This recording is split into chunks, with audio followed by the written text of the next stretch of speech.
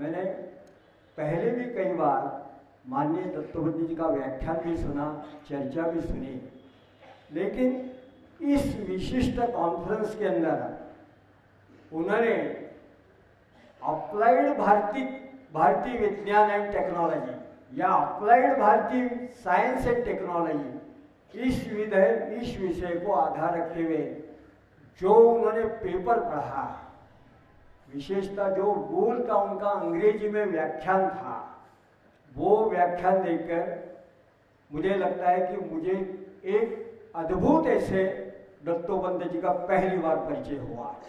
जिनको मैं कई सालों से जानता था। इतना अद्भुत व्याख्यान जो आज भी मुझे याद है, और मैं सर ये कह सकता हूँ कि वो 91 की प्रति उनके भाषण की आज भी मेरे पास धरोहर के रूप में सुरक्षित है, यहाँ मेरे पास अभी भी है। इतना उत्कृष्टतम अंग्रेजी के अंदर जो उनका व्याख्यान था, हम कहेंगे an integration of western science and Indian Vedic science and its applied aspect with utility and beneficial angle, इस प्रकार का एक विशिष्ट उसका जो उनका संकल्पना थी। तो ये तो मैं जरूर बता देता हूँ कि किसी सामान्य, क्योंकि उस समय आईआईटी के अंदर डॉक्टर वसु जो थे, जिन्होंने 90 के अंदर आईआईटी के अंदर एसएसएम स्वदेशी साइंस मूवमेंट माननीय दत्तोपंत जी के ही उपस्थिति में शुरुआत की थी। फिर आईआईटी में मद्रास में हुआ था, बेंगलोर में हुआ था, केरल में हुआ था। वहाँ के विद्वान लोग भी थे, साइंटिस्ट थे, नीरी के साइंटिस्ट थे और अनेक विद्वान थे। लेकिन आज मैं गर्व के साथ इतना कह सकता हूँ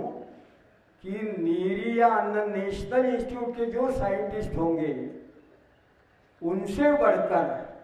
किसी नोबेल लॉरेट के समकक्ष जो विश्व का वैज्ञानिक होगा, वो भी वो व्याख्यान सुनकर कहीं आत्मसंतृप्ति की तरफ देखता निहारेगा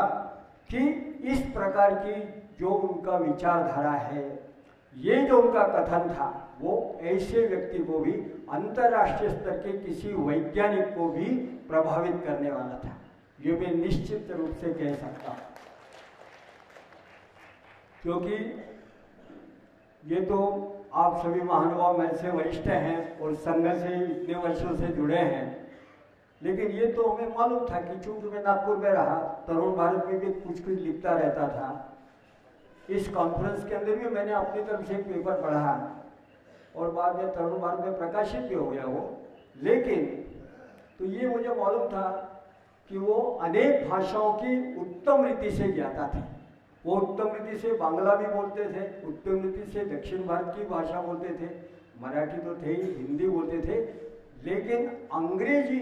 या इंग्लिश के ऊपर उनका जो प्रभुत्व है, वो उस पेपर और उस भाषण के अंदर हमने पहली बार देखा कि दक्षिण भारतीय लोग भी अच्छी अंग्रेजी बोलते हैं, लेकिन वो जो इंग्लिश का उनका बोलते एक प्रकार का प्रभुत्व, वो उस पेपर की विशेषता रही। जो शब्द प्रयोग थे जो सामान्य व्यक्ति को भी कठिन जाते हैं। फिर उस पेपर का आशय और उस एक ही पेपर के अंदर मानो उन्होंने वेस्टर्न साइंस का समग्र इतिहास 13वीं 14वीं से सदी से लेकर आइंस्टाइन नील्स बोर तक, क्वांटम तक उन्होंने समेट लिया और उसी के साथ महाभारत काल का भी कहीं से इवेल्यूएशन लेते हुए, परामर्श लेते हुए, वे वर्तमान समय के भारतीय या इंडियन डेवलपमेंटल कंसेप्ट वहाँ तक उन्होंने पूरा समग्र संग्रहण किया। विशेषता पंडित नेहरू की भी कुछ उद्धरण, प्रत्यक्ष ग्रंथों के उद्धरण उन्होंने स्वसंदर्भ उस लेख के अंदर दिए। तो स्पष्ट रूप में कहना चाहता हूं कि हमें तो इतना ही मालूम था कि वो लॉ के ज्ञाता थे, सोशल फील्ड के ज्ञाता थे,